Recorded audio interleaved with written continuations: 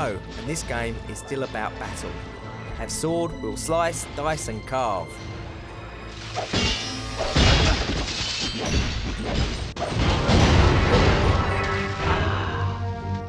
The Army of Zin is a bunch of evil robots powered by lost souls. These are your main foe, and in true platform fashion, there is an even bigger, nastier, evil soul-powered robot at the end of each level. Yep, the boss is still alive and well. As far as gameplay goes, there are a few more changes. Firstly, Maximo has a bit of a superhero complex now, and it's his job to keep the villagers that he comes across in his travels safe. Huh?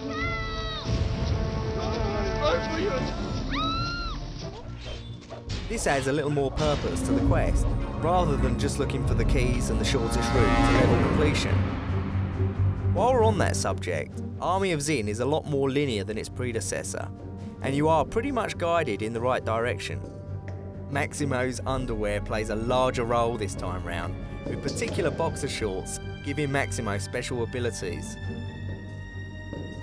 Another thing you'll notice is you can play Reaper whenever the Grim meter is full. Don't get too used to it though. If you blink twice or scratch yourself, you'll be reverting back to Maximo before you had a chance to experience the joy of death. Like most platformers, it's all about collecting. For Maximo, it's coins. This time round, all the good gear can't be found just lying around in a pot or under a chest. This time Maximo has to buy his way to groovy gladiator style glory, even special moves. The visuals and gameplay are a little disappointing, but as the game progresses, so does the quality. One feels that the developers could have gone back to the first few levels and tightened them up a bit, just to add more interest. After all, the first few levels are the ones we play first, and a gamer can quickly be lost if it doesn't play well in the shop.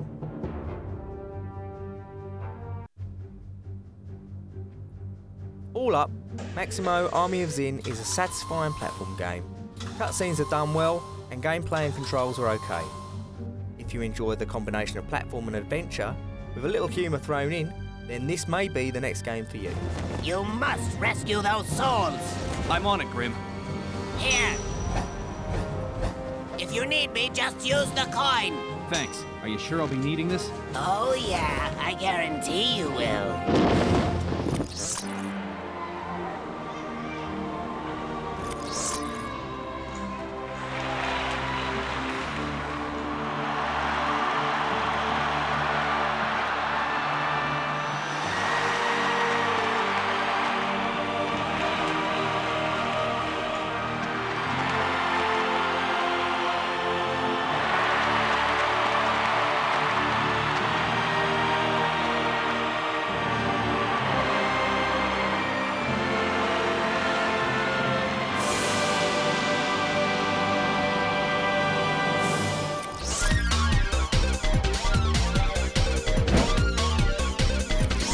Later on Control Freaks, Riddick makes it to the Xbox, and 5 games make it to the most wanted list. Control Freaks!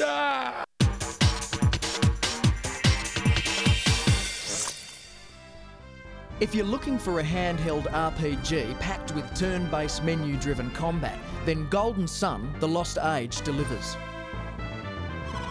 The almost too lengthy opening recap provides all the background you need to catch up on the story behind the Golden Sun series. Your team of travellers continues the journey while battling a range of enemies using well-animated physical attacks, magical element-based synergy and the ability to unleash special moves performed by your Jinn. Golden Sun: The Lost Age's graphics and gameplay have surpassed its predecessor's high level of quality. Our rating for this GBA game, 4.5 stars.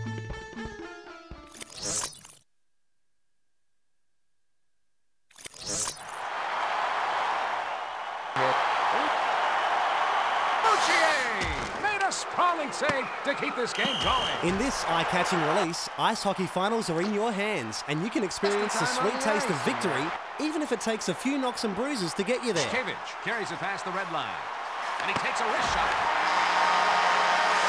The Florida Panthers ESPN is right behind this game, so playing and listening to it is almost like watching the real thing, not to mention the camera angles and player moves that mimic a real-life broadcast. The fast pace of gameplay means keep your eye on the puck or duck. We gave National Hockey League 2K3 3.5 stars.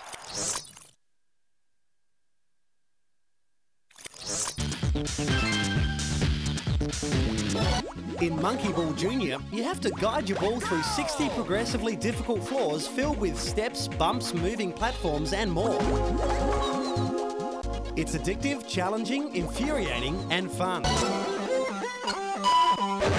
The 4 mini-games are great, especially in multiplayer mode, and help you to calm down after another hour on that tricky level. These include Monkey Bowling, Monkey Fight, Monkey Golf and Monkey Duel. This game may send you bananas, but you'll have a ball. Baller! Super Monkey Ball Junior rocks. Well, rolls. 4 stars. Metroid Prime has landed on the GameCube and has to be seen to be believed. Bounty hunter Samus returns slicker than ever in this 3D first-person adventure shooter. From the moment Samus lands on Talon 4, she's plunged into a huge and highly detailed environment. With particle effects like rain droplets appearing on her visor to heat haze rising from her gun, her surroundings seem to react with every movement, creating an intense sense of atmosphere as Samus travels through the extremely well-designed levels. Best of all, there are no loading screens, which means seamless transitions between areas.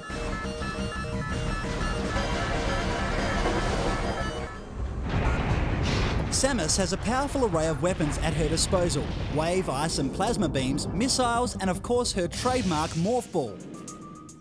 While it may be frustrating and take some time getting a grip on the lock and spin combat setup, when mastered, the controls handle with speed and precision in battle.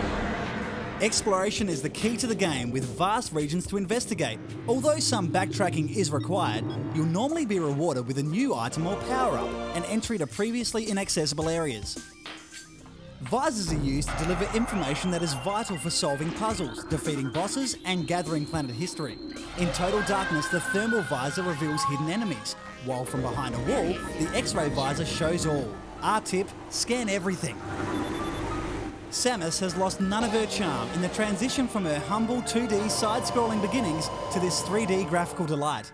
While staying true to Metroid's heritage, Retro Studios have delivered an action-packed adventure that will have you deciphering many secrets for hours of extended play above and beyond the battles.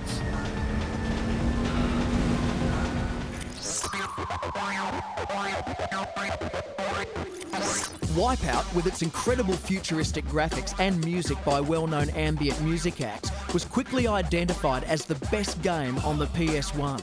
And it was reported that shortly after its launch, a copy of the game was being bought with every new PlayStation. The game set new standards for graphics, design and sound, enlisting the artistic talents of the Designer Republic and music from the Chemical Brothers and Left Field. This was the first time that game developers looked outside their own offices for greater creative input. Psygnosis changed the way games are made, and their legacy still lives on.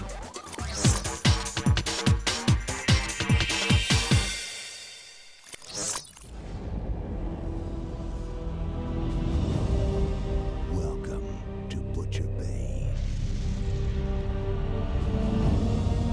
Triple Max Security Prison. Toughest slam in the universe. Impossible to escape. But then they'd never met me.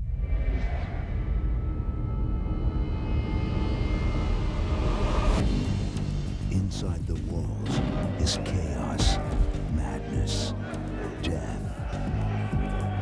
Only the cunning will survive.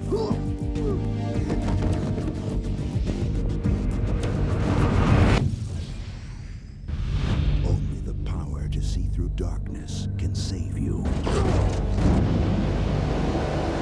Only the one who can take out an army can break out of hell. What's hell without a little fire? The dark can protect you.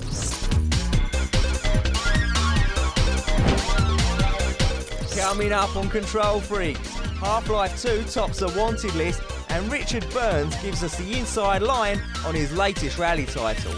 I'm a control freak.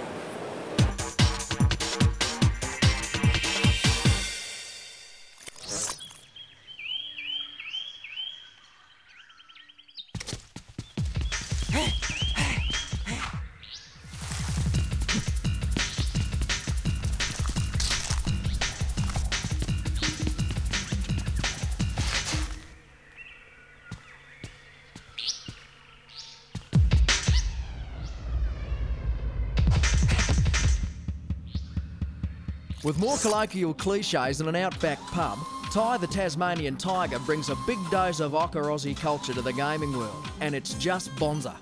The feisty Ty jumps, runs, bites and rangs his way through portals full of magical levels. He must track down rare thunder eggs needed to obtain the 5 talismans required to free his family. Every level has 8 goals to complete, although 4 of these objectives are always the same. Collect 300 opals, rescue 5 bilbies, complete a timed race and beat the boss. Soon unimaginable power will be mine. Mine.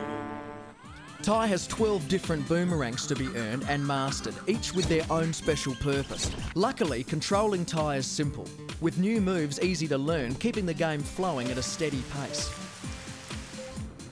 Whilst providing a cleverly presented twist on a very familiar style of 3D platform game, Ty the Tasmanian Tiger is not particularly challenging, with enemies easily targeted and defeated, even when on the run. With a great script and storyline, the voices are definitely a highlight, as Ty comes across a cast of quirky Australian characters who will have you laughing with their cheeky antics and colourful conversations. Sounds like you've got a fair dinkum adventure ahead of you, mate. The background scenery is a showcase of Australian landscapes, rich in colour and with detail that may not be noticed at first glance. No Aussie icon has been forgotten, right down to the outdoor dunny, which serves as a continue point should Ty bite the proverbial dust. Comical cutscenes merge seamlessly into the flow of the game. Best of all, you can fast forward through them if you want to get straight back into the action. No! A fair dinkum Aussie extravaganza, definitely worth playing.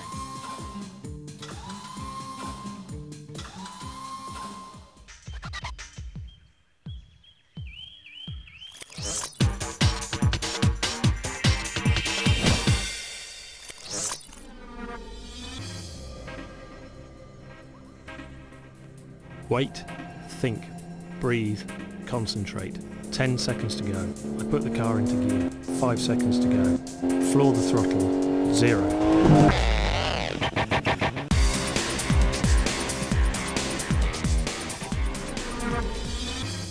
It's always a challenge to create a game that sets out to be the most realistic of its kind. In the world of rally games, this title belongs to Richard Burns Rally. All I've done since I was 15 is to drive rally cars. That's all I've ever wanted to do. I was first approached by SCI and Warthog after I'd become the World Rally Champion in 2001. When making this game, we focused on 4 key elements. These are revolutionary graphics and design, the most advanced sound engine, realistic gameplay, and a seamless mode of game flow. With these combined elements, we've succeeded in creating a game that truly captures a pure rallying experience. From the very first stages through to actually playing the game, it was very interesting to see how the developers incorporated my knowledge. I'm amazed at how accurate the simulation is.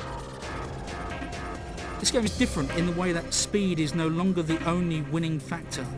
It takes intelligent tactics, risk management, consistency, and a decisive approach. For the first time, a player has the unique opportunity to manage their entire rally career in conditions that mirror a real-life championship. 300. When you're racing at speed, nothing else matters apart from what's going on immediately around you. This game puts you in that place, puts you literally in the driver's seat. It takes more than just a great driver to be champion. When the pressure threatens to throw it all away, that's when the control kicks in. Richard Burns Rally. It is here that champions are made.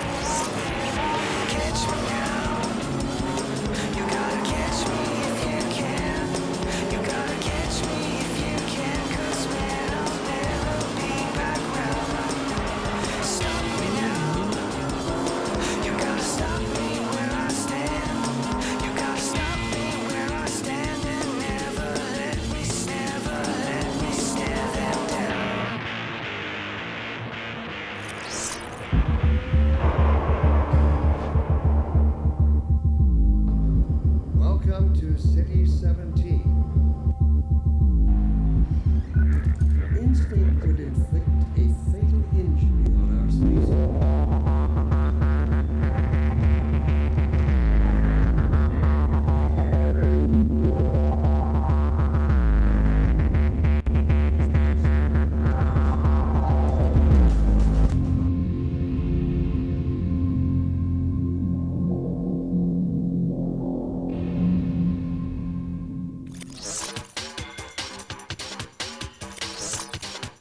Next week on Control Freaks, it's all games and it's all good. We road test Need for Speed Underground, scoop an exclusive with the developer behind Riddick, and there's more thumb-pumping, finger-busting joystick action from the big bad world of video games. Oh, Control Freaks!